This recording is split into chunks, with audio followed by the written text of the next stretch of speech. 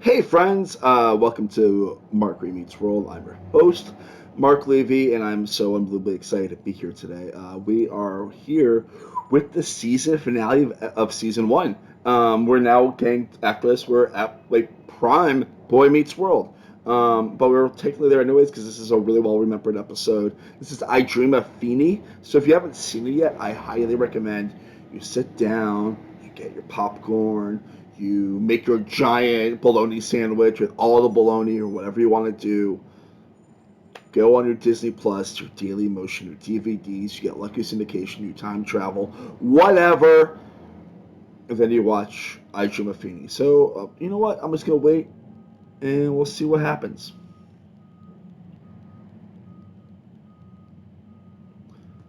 So, you've watched the episode, and now it's time to see me and one of my favorite guests in the world, Rachel Nielsen, talk about this episode. And I'll see you after the I don't know why I did that, but that just happened. We're back. And I'm so excited to be here today. We are at the season finale of season one. Oh my God. I'm so happy to be here. The ups and downs of season one are over. It's all season two upward. But like, actually, like season one ends pretty solidly. Like, the last few episodes are really amazing. Whatever, it doesn't matter. I'm here with one of my favorite guests in the world, the one of a kind, the amazing. How are you doing today? I'm good. How are you? Doing all right. It's very weirdly melancholic how this all wraps up the season, in my personal opinion, for one particular storyline.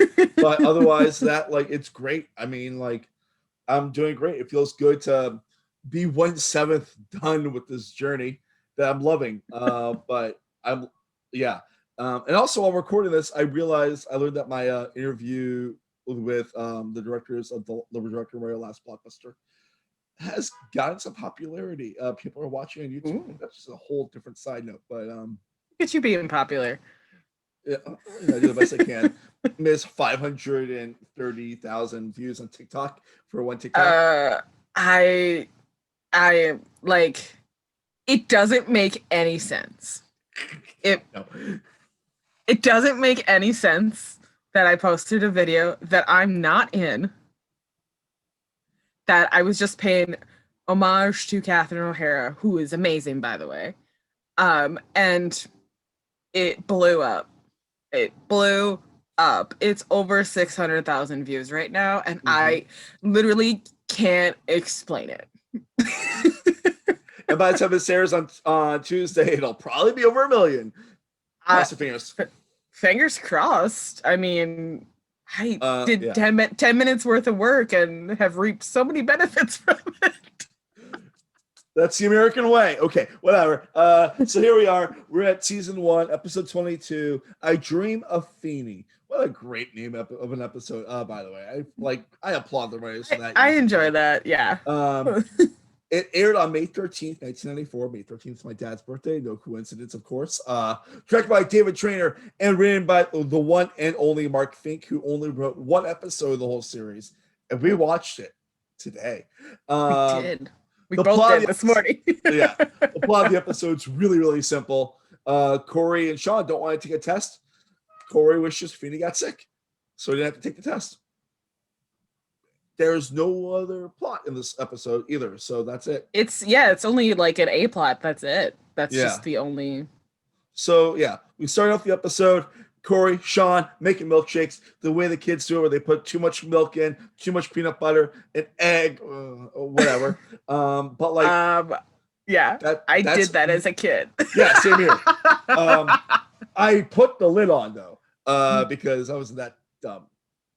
You did not. So I know you're an only child. I have 2 younger siblings, and we would get into trouble because like younger siblings would do, and like we were the kids who like were always just like getting in things and wanted to like concoct things and make experiments and like things. So we're like, all right, let's put this in the blender. We put like a banana, we put yogurt, we would put juice, what have you. Yeah. Like the most crazy things. And then like we had kind of like an off-brand blender, not like a super nice blender. So like even with the lid on, it still went everywhere because it was just like this super crappy blender. Everything went everywhere. And I felt my mom was like, "You're cleaning that up. I'm not cleaning it up." I was like, yeah, like, I know. I just love, like, for me, like my mess by the blender would be like around the blender, not like everywhere. But I just love how like Cory's like, I don't want this to be clean. I want to be good. Just because we're kids, Right. we're gonna be messy. Sean's like, I want to mess, and Cory's like, no, I am lid boy, and he puts the lid on. Sean goes, "You're mommy whipped." He takes the lid off. Of course, does the dumb thing. Like, I don't understand this like trope. Like, you make a blended thing, and it all just goes everywhere. And like, what do you get? Like 4 ounces left. Like, that's it. Right. You get like a tiny bit of what you made of your concoction, and you're like, now I have to clean all this up, and I get this tiny little bit of whatever I made. And that's stupid. So then now I have a magic bullet. It's great. So then literally right when that finishes, they're like, "Oh man, I hope your mom doesn't come up." Amy walks in without fail, walks out like immediately, like no speaking, counts like 3, walks out. You actually see her like walking like past the window when she like, that's leaves. A mood. It's a straight up mood. She walks in, takes a look at it, she's like, "Nope, nope, I'm walking back out." I can't wait to get the BETSY Randle like stuff later, because like she doesn't do much in this episode, but like you realize she's a fucking mess, which is one of my favorite things about her, because she's not a perfect TV mom, even though she's the best one ever. But you know, that's the way that is. So while that's happening, the boys are like Sean's geography textbook gets wet and ruined by the milk, and they're like trying to like study, even though they don't want to study, and they see Feeney setting up a duck outside. Sorry, I love Cory saying that when even like Sean's concerned, his book gets like wet, and Cory goes, "What? Like you're gonna even use it anyways?" Like that was a dig for Sean. I was like, I mean, because like Cory's not wrong. No, not at all. And like they're like complaining about studying for this test, and they're just like, "Oh man, I really wish you could just like hang out and like not have to study." And they didn't clean up. They do not clean up. They do not clean up. Like you never see any cleaning happening in this episode. Not once, not later, never in this episode. There's not one family something like, "I will clean up." Never. Not even in the cafeteria when they're eating. No cleaning up happens. Not saying other places are messy, but there's just no cleanliness in this episode. And then like they're like still have their conversation. Feeney's setting up a duck that they call a geeky duck at first. I'm not sure, because like the arms go like this. The arms do, like it's a wind thing, yeah. And love that we both just did that at the same time. Yeah. Yes. And like they're talking about like how the school board pays teachers for a week off of like, so they don't have to like teach if they get sick. And like, man, I really wish Feeney would get sick, but like just a small sick. And a week is even not that much. Like, all right, so if you've ever worked like a 40-hour week full-time job, depending on what company you work for, you get PTO or sick time. And a week for a teacher, it's not a lot. Like, that's not a lot of sick time for a teacher. And like they think it's just this bonus time that he's just not using it. And like it's so funny how the kids they have no idea how that system works. And so it's just really funny. I was like, oh, like that's not that much time to like take off for vacation or sick. And they're like Feeney, Feeney's never sick, Feeney never misses days. And they're like, man, we really wish you would just not be there one day. Also want to point out that like almost the whole first act of the episode happens before the opening credits. It's like 6 minutes like in by the time that the opening, like there's like 5 minutes of episode before the opening credits happen. Yeah, and the opening credits are stupid long. Yeah. Like I noticed that today. You finally noticed that season 1's opening credits are super long. Wow. So then like we get to school and we see Topanga's upside down. I think they refer to her as a bat with hair on it or something like that. Like bat with a perm. Bat with a perm, yeah. and she's like talking about like how she's like recentering herself, and then like they like sit down and there's a little bit of banter. I can't do that. I can't balance on my head like that. I tip over. No, I've never been able to do that. Like Minkus is like talking about how he's like, excited for the test and stuff like that, like very cliche Minkus stuff. And then not Feeney walks in, but their substitute teacher. And Cory and Sean are like, oh my God, it worked. It worked. Feeney's not here. And she's like, what are you guys studying? And there was no class notes or anything like that. And Minkus is like, well, we have a geography. And then like, that was so funny. That was very like the tropey, like the good kid or the smart kid in the class was like, this is what we're learning. This is what we're supposed to do. And Sean runs over. Like, no. Nope. He's like, geography, break. We're having a break from geography. And they somehow convince her that they're doing a poetry thing. And to get very excited about this because they're like, yeah, this is going to be easy poetry. No one cares about poetry. You find out she's a fucking scholar in Old English poetry and is like, well, we're going to read Beowulf then, which I didn't read that till like 9th grade or 10th grade. It was, I think it was, at least high school for me. And it went over my head the whole time too. Same. Like, I mean, I get what Beowulf is about, but like reading Beowulf, it's like Shakespeare times 10 for me. Because like I love Shakespeare, but like my brain has to work twice as hard. But like Beowulf, I'm just like, okay, he's a warrior, and there's a lady that's mad that wants to kill him. Cool. For murdering her son. Okay, but they're like, we're gonna read 1,600 lines of Beowulf. Yeah, those kids are done. And then the credits happen. And the credits are super long, and I just realized it's because like you never noticed that. Like you never. Well, here's the thing: like on Disney Plus, like you can press like skip intro, and so like I've usually always done that because I'm like, all right, let's get to the episode. But like I was eating while I was watching the episode, so I was eating, and I realized I was like, holy crap, these credits are long. And I was like, they're very involved. No other show like nowadays has credits that long because people are like, no, I don't want to sit through all of that. Like I remember when I was doing like prep episodes, like early episodes, like I did like a theme song episode because the theme song goes through I think 5 different changes in 7 years. And like because I remember this one's really, really long, and I think the next one's really, really short. But I think the next one is the cartoon with him like reclining, and then like the world rolls over him. And it's only like less than 10 seconds. Like it's just really, it's like they're like, all right, let's get to it. It's like the Mandalorians, where it's like Mandalorian title, go. Like, right. I remember first I was shocked to see Mandalorian has a skip intro thing. Yeah, and it's like literally went like it was like 5 seconds. Okay. Yeah. It doesn't matter. So then we get to the cafeteria, and like Topanga's talking about how like the will, the mind's the strongest part of the body. It'll like end wars, and everyone's like, no, it won't.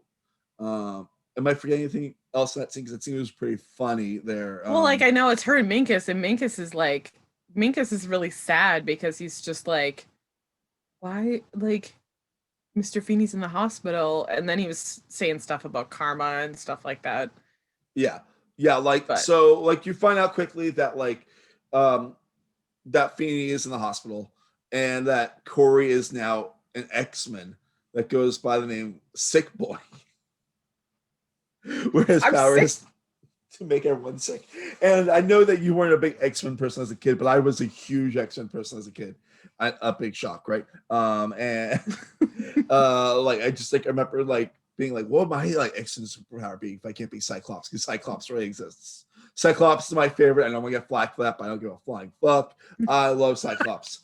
But like my best friend Marshall would just be like, he's like obsessed with Gambit, I was obsessed with Cyclops. But it was just so funny how Cory's like, my power is to get people sick.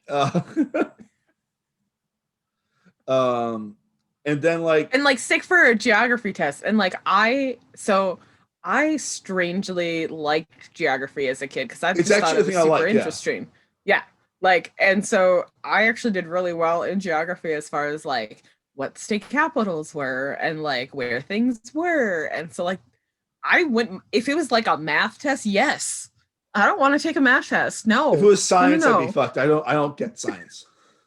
Science and Like math for me were not my strong I get suits. science. Like as a human being, I get science, but like processing, no. Yeah. No, I didn't mind a geography test. Just don't give me a math test. Yeah, like for me, like I excel like in the history style subjects, like geography, like history, civics, all those things in that weird umbrella, you know. Yeah. Like when you would have like math, science, and like English, all like the core, you know. Those three don't change. Like the stuff you're supposed to actually be good at. Say like no. I mean, I speak well. I speak good. I do too. I know how I'm to a good grammar. speller. I'm a pretty good speller, actually. Also, we want to bring up because like we will talk a little bit more about Minkus than usual and Minkus Semantic because you know we'll get there. But like I also really like I really love how Lee Norris like handles like how sad he is about Feeney being in the hospital. Like he's the one that reveals like Feeney's in the hospital. And it's just it's just like really nice to know that like we get good clean Minkus this episode. Mm-hmm. We also get shady Minkus. That's true too. But like wait. Yeah, well, like he has some good clapbacks in this episode to stuff that like because like Sean at one point, and I'm not sure if we're there yet, but this is just the one that I can think of. But like Sean says, yeah, in 10 years, Minkus, you're gonna be like, what about the numbers and the receipts for that audit? And then Minkus goes, yeah, in 10 years, gonna be like, yeah, I'll take the plea bargain, and like immediately just like, hey dude, hey judge dude, yeah, he clapped back at Cory and at Sean a couple times. All right, so like without getting too deep into for Minkus Minute, it's yes, we get shady Minkus, we get like clean Minkus, like not like insane actor Minkus, not like not scuba Minkus, you know, like we get like we get lovelorn Minkus, you just get Minkus, you know. Yeah. Like we get a lot of Minkus, which is nice considering what happens next episode. Also, like it's really funny because like Sean starts getting scared that Cory will send Sean to the hospital, and like Sean runs away. Oh yeah. That was pretty funny. Then we leave the cafeteria, and this is such a funny thing. Like we find out that the Matthews are going to send Feeney a card since he's in the hospital with his appendix situation. And you find out that Amy's got really bad handwriting. Like I think like I should have written down what the lines were, but it was like "Get well soon, Amy" or something like that, and it was like "Feed me bologna" or something like that. Like that was like red, and it was just a really funny, cute little like, oh, that's funny. Like she's got terrible handwriting. And then so Cory comes down to talk to them about like how serious the situation is.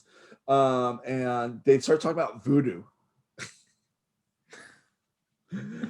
Like Alan and Cory like have this conversation where they're like talking about like the like voodoo school and stuff like that. Like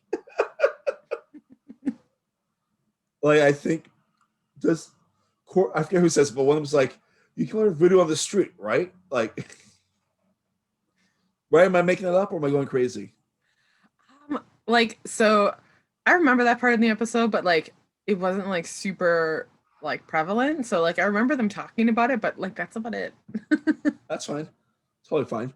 And then like after that, he goes back upstairs and he's talking to Eric, and like you find out like well, that's not that serious. Why Feeney is in the hospital, but it's like, you know, it's the appendix surgery. It's serious enough. Like he's right.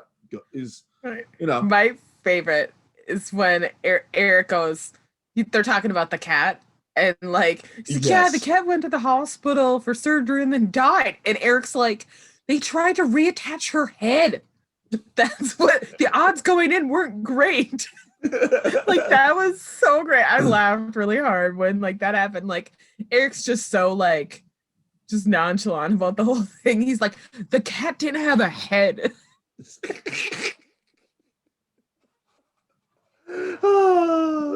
And then Eric leaves the room, And Cory has what I like to call a Fiddler on the Roof moment where he talks to God. He's like, God, please, I need Feeney to get better. I will do anything. I just need a sign for me that he's going to get better. And he looks out the window, and the duck falls over. I was like, oh no. So he's like, cool, Feeney's going to die right now because of me. And then, okay. So this whole sequence coming up is so unbelievably bizarre. That like I got like straight horror movie vibes from it. Like my brain, it's so brilliant because what they say, like the next 3 minutes of the show are never actually said to be a nightmare sequence. Until like 8 minutes later. So Cory goes to class and everyone's asleep. Like, everyone's asleep. Except for Minkus and the teacher. And like, okay, so now we're on line 1601 for Beowulf.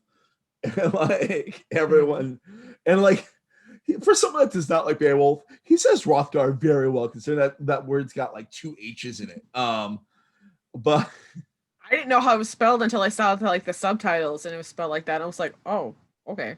Yeah, it's like HROTH GAR or something. I watched the subtitles today, but like, yeah, it's that thing of like for someone that hates Beowulf, he's just like, can we please stop doing this? Can we just like sit down? Can we have a good time? Minkus, shut the fuck up. And like, can we just like be can we just be? Right. And she's like, okay, is that what you want? And he's like, yes, everyone's asleep. And he's like, I want you to make me cupcakes too. And then cupcakes. That's the weirdest thing ever. We're gonna get there in a moment. But like, so like he wakes Sean up when he realizes that he like got through this teacher. She's doing what they want them to do. And Topanga lifts a plate of cupcakes. It seemed like it's rewound it because I was like, did Topanga just lift those cupcakes out like from her desk? They were in front of Topanga the whole time. They trusted Danielle for show with like 20 cupcakes. I would have dropped them. I would have eating them all. Well, that too, yes. So then she's like, cool, okay, enjoy your cupcakes. And then like pass them out of the class, wherever. And he gets up and Feeney's in the back corner of the class. Like, hello, Mr. Matthews. I am dead. Like, what? It gave me like, so it was like a cross between like some horror vibes, but also like It's a Wonderful Life type thing. Like I got those type of vibes because it's like Cory, his name escaped me for a second. I don't know why, but Cory has to think of like he thinks he's responsible for Feeney dying and like the consequences of him being responsible for Feeney dying. So he has that brief realization of like, oh no, like I seriously did this. But it also gave me like horror movie vibes because like when Feeney is in like Eric's bed and then when he's like all around the kitchen and stuff like that, that was I mean, like this is like when it starts being like something's definitely up because like the cupcakes is like where it starts getting a little bit weird. But like Feeney is like being Feeney, Cory's just like line up, and then Feeney throws a cupcake at Sean, and like that's like when you find out that Feeney is dead in the sequence. And you're just like, what the fuck is happening here? And then like Cory wakes up and you find out that it might have been a dream. And then you see Feeney in Eric's bed reading a book. He closes the book. It's dusty. And he's like, I am dead, Mr. Matthews. Like walks through the wall. It's just like, what the fuck is happening here?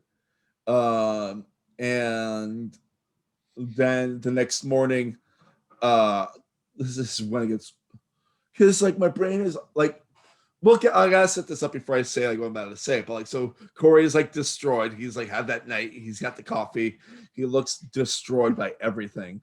And like Alan comes down and is like, "Hey, are you okay? You look like you've been through a lot. Plus, you don't drink coffee."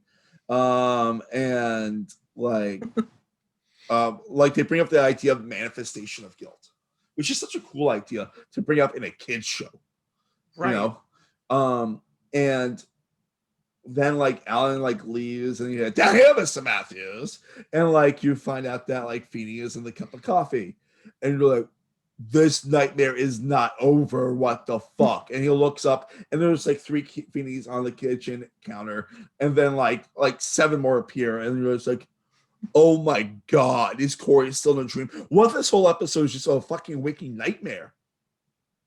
Mm-hmm.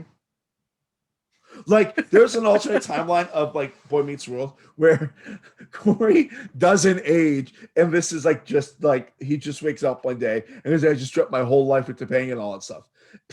Yeah. That's nuts.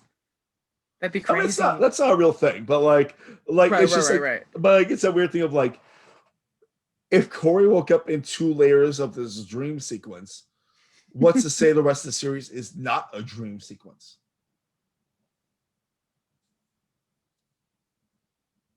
That would explain so much, like how Topanga mellows out and everything like that. Minkus disappears. Morgan changes. That's messed up. They age 3 years before the next episode. Right? I'm reading too much into this, aren't I, Rachel? I think you want this to be a thing. Like, it'd be cool if it was, but I mean, I don't think. I mean, it'd be cool. Like, I think you want it to be a thing, and like, that'd be cool if that was what had happened. But the show ended 20 years ago, and that's not a thing. So Cory visits Feeney in the hospital. He brings him a germanium, but he says it as the he brings a geranium, but it says germanium, which is item on the periodic table. And they have like a cute little scene. Then the nurse appears, and I think Feeney wants to bone the nurse. Oh, like, so do we know how old Feeney is? 60s. Because, like, I mean, she's really cute. Like, they would be a good match because she seems smart and witty and intelligent, and like her and Feeney have like a back and forth like banter. Like, I think that they would be really cute together. Yeah. Well, it's just that weird thing of like Feeney's like I want to be in this hospital because this nurse is cute. He's like, don't ruin it for me, Cory. Yeah. I also love the fact that like she's like, oh, is this your grandson? They're both like, ew, no. Like, but you can definitely tell that the relationship between the two of them is special because obviously they're neighbors, and like Cory has grown up with Mr. Feeney, but also like Mr. Feeney's his teacher, and like Cory definitely has a respect for Feeney, but also it's just like he's his teacher as well, so it's like his teacher's making him do things that he doesn't want to do. But yeah. So. And it's like this scene's so sweet, and like it's the first time that you really get that idea that Cory appreciates Feeney and doesn't want anything bad to actually happen to Feeney, which is going to be a real thing for the rest of the series, you know. Well, and he also like does some foreshadowing because he's like, there's still things that you need to teach me that I will need to know later in my life. Cut to when, if anyone has seen Girl Meets World, like a lot of the same lessons that Cory learns from Feeney, Cory teaches his students. And it's like full circle. Oh god, I love this show so much. Then so then like that like really sweet scene happens, and then the next thing you see is Cory's fixing the duck, putting it back up, and Alan's like, oh, it needs bracing, and it's just like a really sweet little like moment where like Cory cares. And that's like that's the episode proper. And then shit gets fucking weird in the credit scene. Topanga, Cory, and Minkus and Sean. Topanga's got a light bulb. They're all trying to light the light bulb with their mind, and they're talking about how it won't work. And I think Minkus, I forget what he says. Minkus says they need to do something. They need to do something they want to see. Like they need to like focus on something they want to see. And then Cory and Sean stare at Minkus, and Minkus disappears. Yes. And that's the last time we see Minkus for 3 seasons. I forget that like there's such a big gap between like season 1 and then when he actually returns. Yeah, I mean they're in 6th grade in season 1. The next time that we talk about these kids, they're in I think 8th grade. Yeah, because they're in high school, but high school for them starts in 8th grade. Yeah, because it's a different like we actually like go out into the hallway. Yeah, and kind of like there's more. It's gonna be very interesting when we get to season 2 and we have a whole bunch of new characters. Some popular characters I do not like, and I'm gonna enjoy talking about them. One of them only lasts I think 2 seasons, but whatever, it doesn't matter. But we're not there yet. So, and that's the end of the episode proper. Is there anything that you want to bring up before we go to the superlative stuff? I think we talked about everything that like. Oh, I mean, I just like enjoy that like Eric is barely there for part, but like he talks about the cat's head falling off, but that just made me laugh really hard. Yeah. It's one of those like they don't have much Will Friedle in this episode, or Betsy Randle, but what they use, or if they use so well. Yeah, like because it's such a Cory heavy episode. And they also have a lot of that substitute teacher too, which is really nice. Because I think that's is it the second? I think that's the second person of color they've had in the show as like a decent sized role in the guest star role. Because they had the third best friend who does appear, the second third best friend who appears like twice, and then they have her.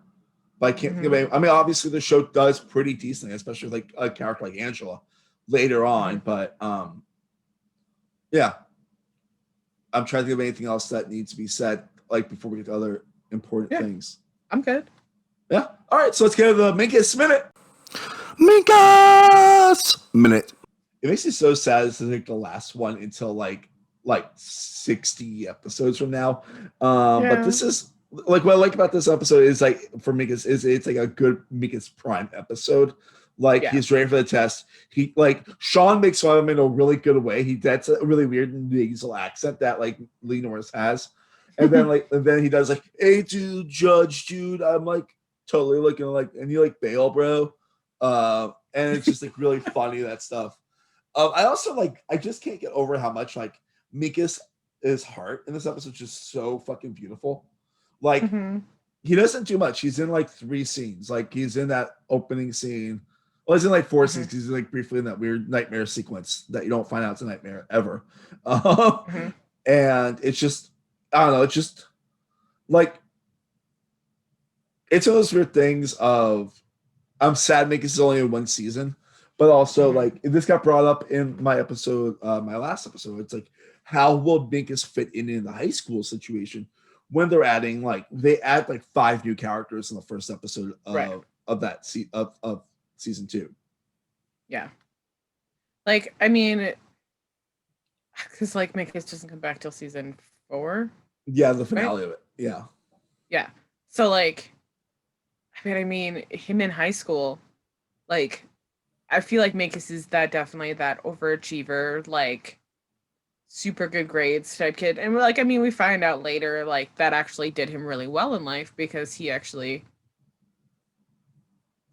makes something of himself in life. But like, definitely fits that, like, that trope of the kid who was the overachiever and was, I mean, they have all of these tropes in Boy Meets World. I mean, Cory's kind of the class clown, but he also has a super big heart.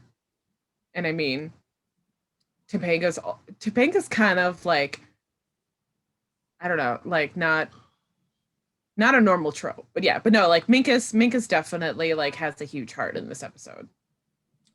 And it's a thing, it's a thing of like my brain's just like, I think that they played Minkus out as much as they could, considering that they had like, I like to call alternate Minkuses in most of the last 6 episodes of season 1. Like they're like, okay, we have these ideas for Minkus that we could do like in future episodes, but we know what we're doing with the future, so we have to do this now. So that's why Minkus is kind of like schizophrenic in the last like 5 episodes of season 1. But it's just that thing of like, I feel like there should be a good Sarah McLachlan song playing that ASPCA that like Yeah. up or you like I figured she do like over the title. It's like any of them make it a minute, but it's just like I'm very happy that Minkus wasn't just a nerd, but he was like more than a nerd. He was a well-rounded, good dude who hates Sean. No, he was a fleshed out character, which was really nice. He wasn't just like the token nerd in the series. Yeah. And that's like the most important. Like I love it so much. It just he's such a fun character, and like they used him as far as they could with what they could, considering like what the storylines were coming up, like, and also like the fact like they're about to promote Topanga to be a full-time character, like or series regular. But thank you, Lee Norris. And that was the Minkus Minute. Minkus Minute. Okay, so now it's time for Betsy Reynolds, the greatest TV mom in the world. A one, 2, 3, 4. Betsy Reynolds, the best TV mom. Yeah. We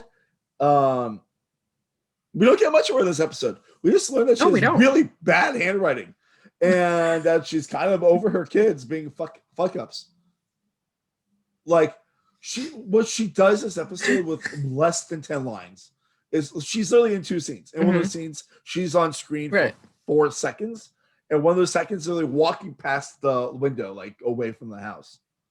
But like, you get the fact that she's really fucking like, that Betsy Randall can handle her fucking comedy in this episode because of that like whole little sequence with the fucking milkshake machine blender. But we'll talk about milkshake machine.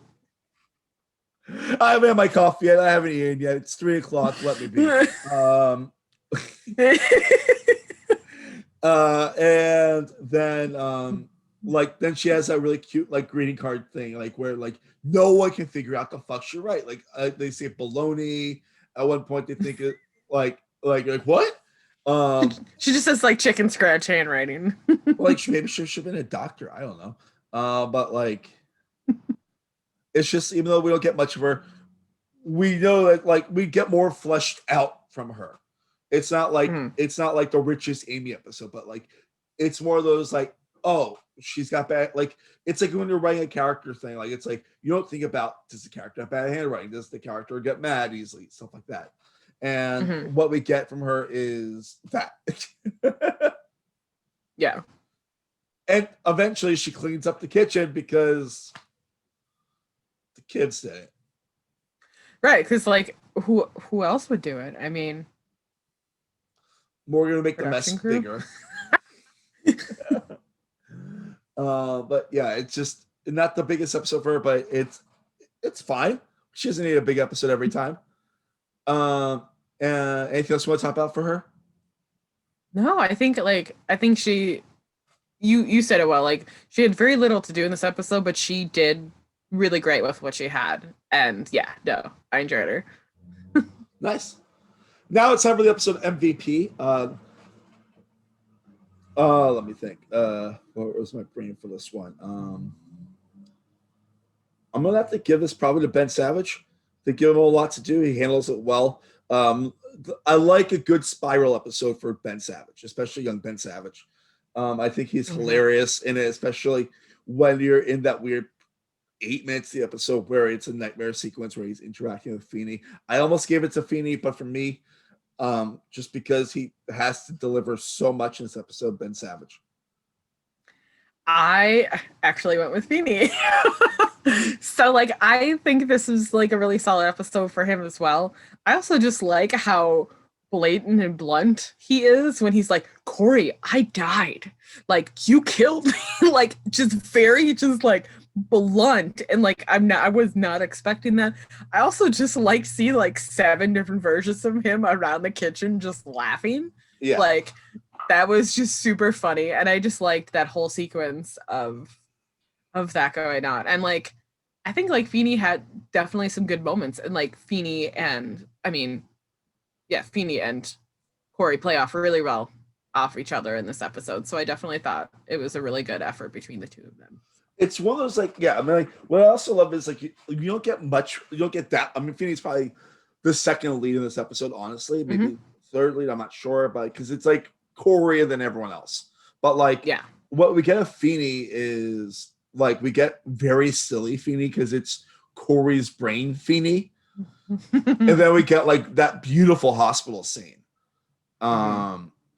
And then, like, well, yeah, because Feeney imparts this stuff on Cory, and he was like, I'm glad that I'm alive too. He's like, honestly, you guys have kept me alive because I want to impart all of this knowledge on you and set you up for success in the future. So that shows just like how good of a teacher that Feeney is and how much he cares about his students, and like Cory in particular, because like Feeney has a huge impact on Cory's life. Throughout the series, and like even when you get into Girl Meets World, he has a huge impact on his life. So you definitely see their relationship getting stronger.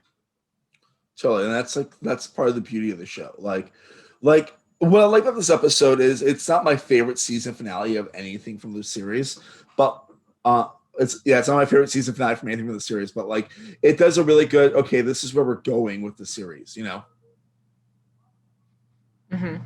Yeah. Cool.